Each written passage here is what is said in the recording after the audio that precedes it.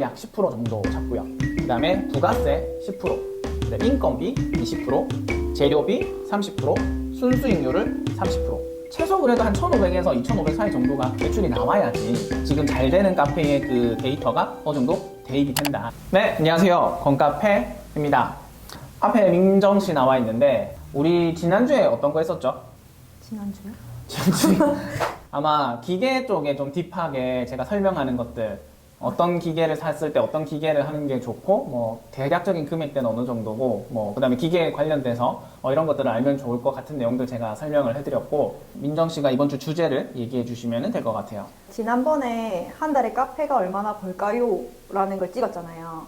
거기서 특정 매출이 없어서 한 잔의 수익률을 가정해서 한 달에 얼마 버는지를 얘기했는데 어렵다는 내용들이 많아가지고 조금 더 쉽게 알 수 있는 방법. 지난번에는 가게에 어떤 매출이 없는 상황에서 한 잔 팔았을 때 이 금액에 어느 정도는 팔아야지 한 달에 카페가 어느 정도 남는다, 이제 이런 거를 역으로 사실 어떻게 보면 계산을 했었죠. 그러다 보니까 이제 댓글에서 좀 어렵다, 계산법 이거 말고 좀 다른 방법이 있느냐 해서 제가 좀 다른 거를 하나 찾아왔고요. 우선 잘 되는 카페를 기준으로 본다면 전체 100% 매출에서 임대료를 약 10% 정도 잡고요. 그 다음에 부가세 10%, 그다음에 인건비 20%, 재료비 30%, 순수익률을 30%. 이렇게 보면은 어느 정도 운영이 잘 되고 있는 카페라고 보시면 되고, 사실 인건비와 재료비는 조금 왔다 갔다 할 수는 있어요. 인건비가 요즘 더 많이 나가는 추세이기도 하고 재료비도 보통 30% 정도 보거든요. 근데 이 재료비를 더 아낄 수 있으면 사실 최대로 좋은데 요즘 물가 상승이나 이런 것들 때문에 조금 더 재료비가 한 30%쯤에 맞춰질 것 같다. 근데 플러스 마이너스는 전체적으로 있을 것 같다. 이렇게 생각해 주시면 될 것 같아요.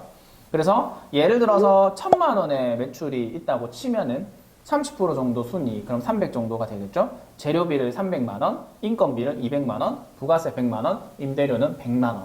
요 정도라고 생각을 해주시면 쉽고, 그리고 간단하게 우리가 계산하는 방식이기 때문에 이렇게 대입을 해보시면 될 것 같은데, 그래서 제가 또 지난주에 우리 커피앤티페어 행사 갔을 때 같이 간 업체 중에 딱 제가 원하는 10평대에 한 7년 정도 카페를 한 삼호동 커피숍이라는 커피숍 사장님이 나와 계셨어요.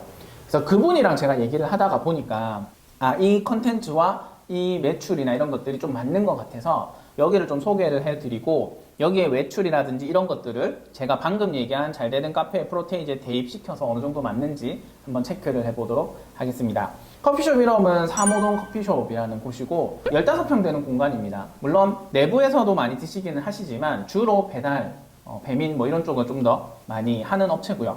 매출을 알려드리면 올 한 해 2023년 평균 매출이 2,400 정도 됩니다.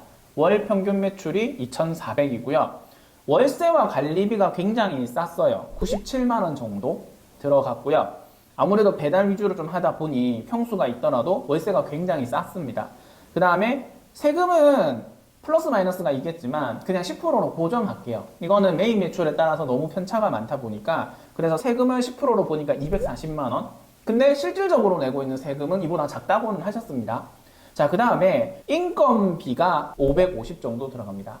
아르바이트생 3분 일하시고, 그 다음에 와이프분이 파트타임처럼 또 일을 하시고, 본인이 메인으로 일을 해서 총 5분의 인건비가 들어간 게 550만 원 정도 됐고요. 그 다음에 재료비가 있었고, 배달이랑 배민 광고비가 있었는데, 우선 뭐 재료비를 좀 따로 보면은 재료비가 536만 5천 원 정도 됐고요. 배달비랑 그 배민 광고비가 236만 5천 원 정도 되더라고요. 근데 아까 전에 그 남자 사장님이 좀 메인으로 일을 한다고 했지만 이분이 주로 배달 쪽을 좀 많이 하셨어요. 그러다 보니까 배민 매출이 엄청나게 많다 하더라도 조금 낮게 나오는 이유가 이런 게 있다. 이렇게 먼저 얘기를 드리고 갈 겁니다. 자, 그러면 우리가 잘 되는 카페를 아까 전에 얘기를 했겠지만 거기에 좀 맞춰서 얘기를 하면 매출은 2,400입니다. 자, 임대료 아까 전에 10% 얘기했죠. 240이 나와야 되는데 관리비랑 해서 이 부분이 굉장히 좀 저렴하게 돼 있어요. 97만 원. 뒤에 1,000원 미만은 다 그냥 뺄게요. 계산하기 불편해서. 97만 원이 나왔죠. 그래서 이 부분이 세이브가 좀 많이 됐고, 부가세는 계산하기 어렵기 때문에 그냥 240 그대로 고정을 합니다. 근데 아까도 얘기했지만 이거보단 적게 내고 있다고 얘기는 하셨어요.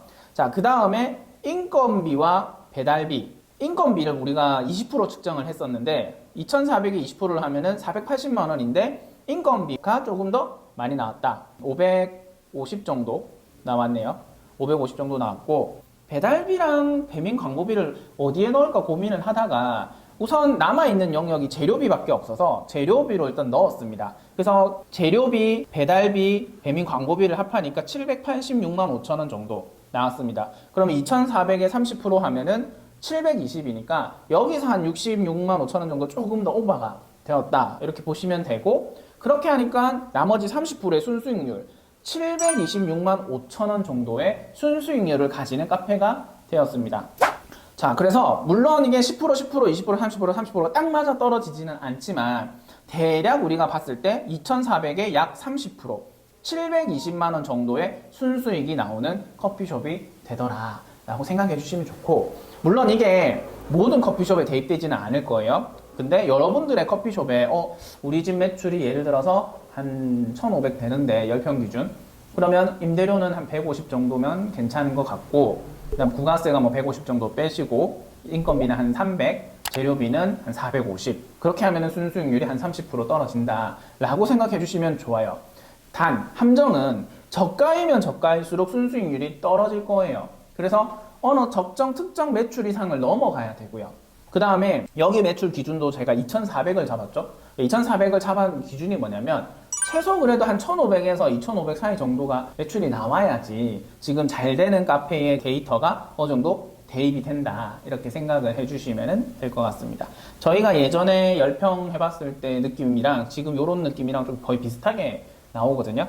그래서 대입을 본인 카페에 이렇게 해보시는데 분명 플러스 마이너스가 존재한다, 이렇게 보시면 되겠습니다. 수치가 많이 나와서 조금 어려우실 수도 있지만, 그리고 무조건 이 데이터가 대입된다 이런 거 아닙니다. 여러분들도 어느 정도 감을 잡고 해보시길 바라기 때문에 알려드리는 데이터였습니다. 이상 곰카페였습니다.